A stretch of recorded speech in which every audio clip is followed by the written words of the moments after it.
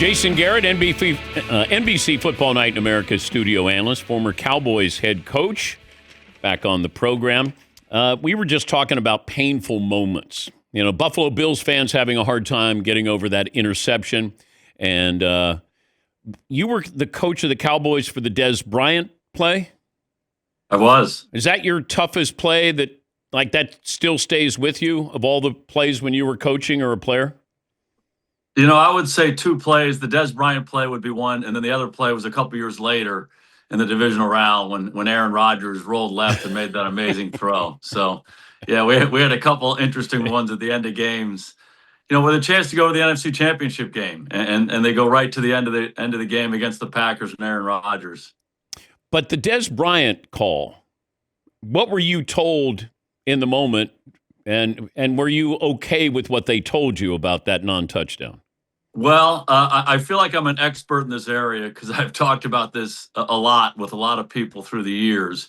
I was bothered by the call for a couple different reasons. The number of times I had heard prior to that play, you know, how long do you need to catch the ball? And there was always this idea of, hey, all you need is time enough to make a football move.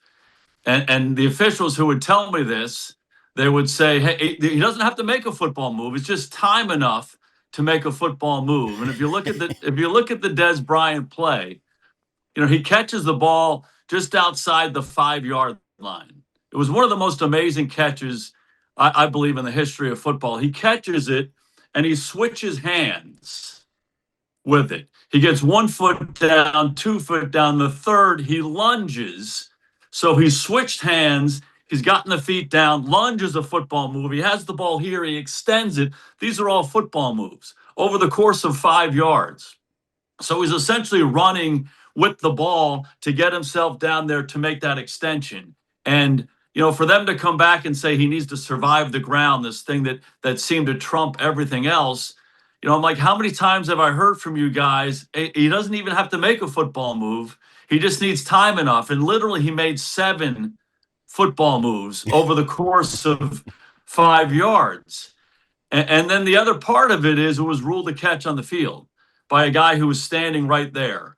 And so for them to come into it afterwards and say, you know, it's indisputable that this is not a catch, it was really a hard thing for me to comprehend. And if you remember after that, it started with Calvin Johnson, and then it was the Dez play. And then for about 3 or 4 years after that, every catch or non-catch was viewed through that same prism, and they completely screwed up what a catch was.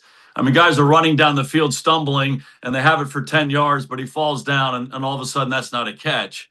And so a little bit like the tuck rule, it took them about 5 years to quietly try to change it. But I think we're kind of back to that same place, and I think it's frustrating for a lot of people. What did you think in the moment of the interception in the Broncos-Bills game?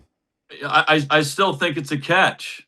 I do. You know, 100 years ago in football, you had to tackle a guy and lay on top of him and keep him down. If you look at the old films, they tackle him and the guy keeps getting back up, right? That's rugby. We're not playing rugby, right? We're playing football. So for him to make that catch, secure the ball, go to the ground, be touched, and then have the defender rip the ball out when they're on the ground, what are we doing? You know, it's a catch. I thought it was a catch in the moment, and the more I looked at it, the more it felt like the defender was getting his hands on the ball before they hit the ground. First of all, I was surprised that they called it an interception, and I knew they weren't going to overturn it.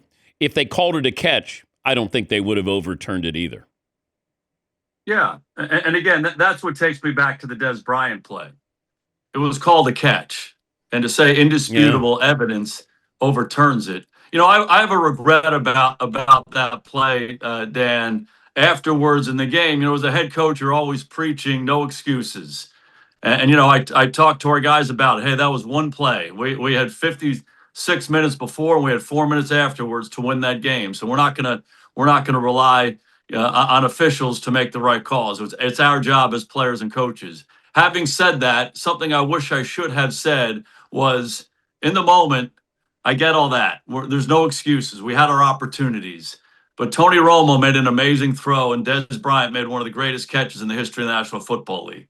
And for me, as a coach, as a former player, and as a fan of football, this play should have been in the lore of Bradshaw to Swan over Mark Washington in the Super Bowl, falling, stumbling down. This should have been Roger Staubach to Butch Johnson. All of those amazing plays in the history of the game, and somehow it got caught up in officiating. And I thought about this the other day because coming out of that game, what did we talk about? We talked about a catch or no catch, or an interception, and then we talked about the pass interferences on the following drive. Right? They had let the players play a certain way the whole game, and then all of a sudden we're calling these plays at the end. And I have nothing against Denver. They did a fantastic job all year long, but I hate, as a fan of football, that officiating in these big games is what the conversation is. What was it like to interview for the Tennessee job? Great experience. Really like Mike Borgonzi, their general manager. Dave Ziegler's their assistant general manager. Reggie McKenzie's there. Chad Brinker. Really good guys. I went down there. The interview was supposed to be like, I think, from 9 to 12. We went from about 9:15 to close to 3 o'clock. So, plenty of time to talk about football and a vision for the team. But are you thinking I think it's an exciting team. The longer it goes, that, like, if it's only going to go 3 hours and now it goes close to 6 hours, in your mind, are you going, you call your wife and you say, man, I killed it, No, not so much that. More than just I love talking football, and I really like the guys they put together there. Some former general managers coming together, and I think they have shared values and how to build the team. In a lot of ways, there's a blank canvas down there. A really good young quarterback, an elite defensive player playing defensive line for him. So he's awesome. And it was just fun talking ball and sharing your vision for what the team can be, and a really good experience. Talking to Jason Garrett, NBC Football Night America studio analyst. If you're coaching the Broncos, how do you use Jarrett Stidham, and are you using him in a way that you wouldn't be using Bo Nix? I think Sean will do a great job with him. I played for Sean for 3 years. I think one of his great traits is creating a comfortable environment for quarterbacks, and I think he'll do that. I think Stidham's skill set is actually pretty similar to Bo Nix's. They both do a good job with movement plays, play action type stuff. Certainly capable for throwing the ball from the pocket. The concern is Jarrett Stidham has started 4 games in the NFL, so he does not have that much experience. So even though he's played in the NFL for a while, he hasn't taken these game snaps, certainly not in the AFC Championship game. So I think Sean will have that in the forefront of his mind. He'll get him comfortable in the game, run the ball, movement plays, screens, those kinds of things. Get him some completions. The guys at NBC hear me say this all the time. Get him 5 completions before he even knows he's out there. And I think that's a big thing as a coordinator. That's always what you're trying to do for your quarterbacks, certainly in big moments like this. So I think their skill sets are the same. I don't think they'll have to change that much, but I think Sean will be mindful of how much he hasn't played. I think he'll try to get him comfortable. I'm wondering about these coaching vacancies, the pressure. I mean, normally you don't have, playoff teams changing coaches. You go into Buffalo, you're expected to go to the AFC title game, I'm guessing. You go to Baltimore, you're expected to go to the AFC title game. You go into Pittsburgh, you're expected to make the playoffs. This isn't Arizona. This isn't Tennessee. This isn't Cleveland. I can't remember where you had vacancies where the pressure was this, ratcheted this high. Yeah, there's no doubt. And those are really good coaches who had coached for a long time and built amazing programs. And to replace those guys and then, like you said, ratchet it up, take it to the next level, those are not easy things to do. I do think they're really good organizations. Steelers is a great organization. Ravens, great organization. So Buffalo, really good organization. So I do think that they have some things in place there that you like in all those spots. There's no question about that for me. The other thing, some of those teams that have not been as good, all of a sudden you're looking at what Mike Vrabel did in New England. Hey, Yeah. they They won 4 games last year, and then the AFC Championship game. So all of a sudden, there's an expectation there that you're supposed to flip it around in year one. And I think ownership in those spots needs to be careful. I think those are exceptions. Go back in the history of football, it's hard to turn things around.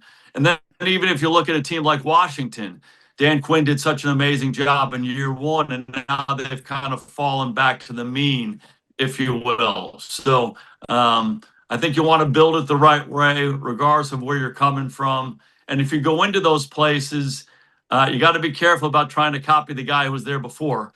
You better be yourself. I think a lot of mistakes are made when guys try to copy what's been there. Be yourself and get yourself going. Feels like we're not going to give Seattle credit until we see Seattle winning a Super Bowl. Like it just felt like regular season. Okay. I mean, toughest division. And it almost feels like people are rooting for the Rams because the Rams look like, hey, I got Stafford there and I got Puka Nacua and Sean McVay. Like Seattle's just played great football. I just don't know if we've acknowledged the great football that they played from start to finish. Yeah, Seattle was really, really good. Middle of the year, I went out there and I interviewed Sam Darnold and got a chance to spend the day there, watch practice, be around the meetings and walkthroughs and stuff. And I just love everything about their team. I think they've built it the right way. Again, created a great environment for their quarterback. JSN is an elite player on offense, but for me, what separates them is their defense. On all 3 levels, these guys are really, really good. And I think their head coach and defensive genius, Mike Macdonald, is fantastic. And, I have a good story about him. I've gotten to know him a little bit over the last couple of years. And so we're talking about, building, everyone talks about building culture and all of that. And I said, you've done an amazing job here. And I said, what have you done? And he was so honest and humble. He said, last year I had no idea what I was doing.